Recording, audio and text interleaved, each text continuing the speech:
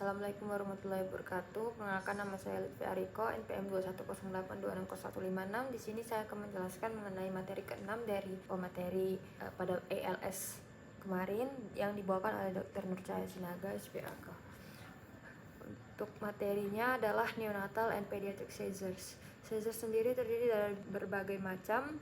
Salah satunya itu ada kejang yang hampir tidak kelihatan atau subtle, kemudian yang kedua ada kejang klonik multifokal, kemudian ada kejang tonik, mioklonik, serta demam dan juga tanpa demam. Untuk seizures yang hampir tidak kelihatan atau subtle ini, ciri-cirinya itu terdapat getaran dari kelopak matanya yang berkedip-kedip, kemudian gerakan dari pipi dan mulut yang mengunyah, mengacau dan juga menguap, serta didapatkan apnea yang berulang. Dan untuk kejang mioklonik terjadi fleksi seketika pada seluruh tubuhnya, namun ini jarang pada neonatus, bisa terlihat pada pediatrik dan juga orang dewasa.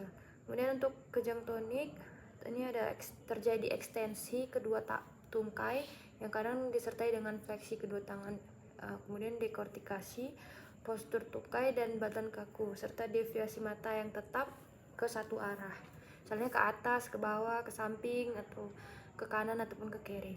Untuk kejang klonik, ciri-cirinya itu gerakan klonik berpindah-pindah yang dari satu anggota gerak ke anggota gerak lainnya secara tidak beraturan, kadang menyerupai kejang umum.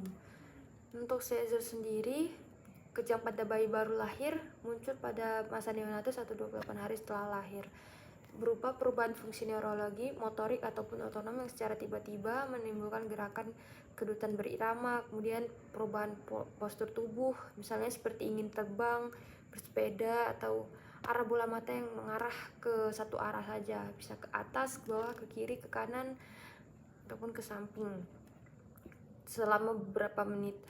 Kemudian kejang juga terjadi karena adanya aktivitas listrik yang tiba-tiba atau abnormal serta berlebihan di otak yang memicu kejutan. Kemudian untuk etiologinya itu bisa untuk kejang sendiri itu bisa disebabkan oleh kekurangan oksigen sebelum ataupun selama kelahiran yang akan menyebabkan encephalopati neonatal atau HIE, hypoxia ischemic encephalopathy.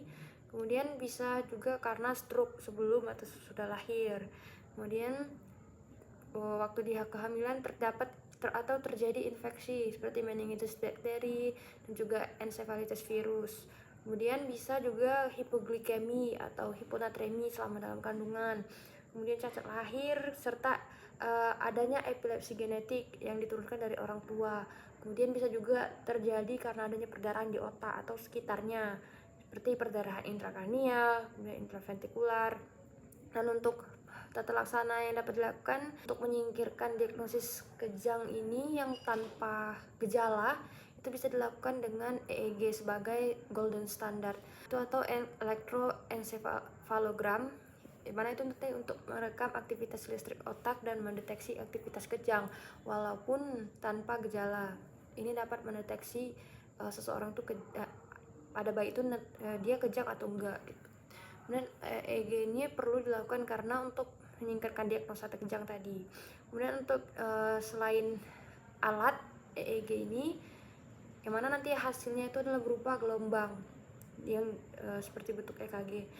Dan selain dalam bentuk alat, bisa juga digunakan obat-obatan atau memperbaiki, misalnya kalau dia penyebabnya karena hipoglikemi, kita seimbangkan gula darahnya.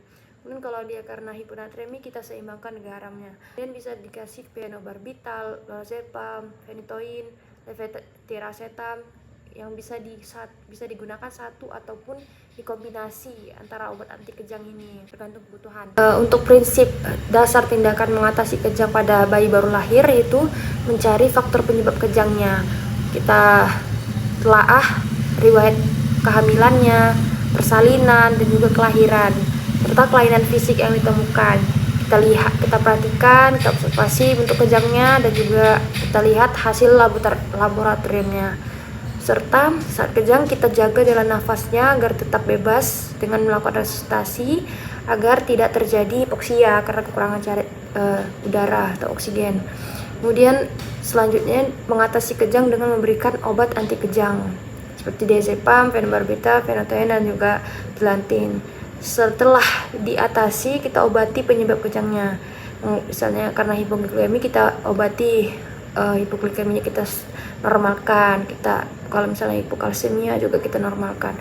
Dan untuk prognosanya pada bayi baru lahir ini dan juga anak tergantung pada jenis dan penyebabnya. Beberapa bayi baru lahir kejang bisa ringan, dan pada yang lainnya itu bisa berindikasi menyebabkan kondisi otak yang serius dengan perawatan yang panjang. Berikut adalah referensi yang saya gunakan untuk membuat PowerPoint ini. Terima kasih. Assalamualaikum warahmatullahi wabarakatuh.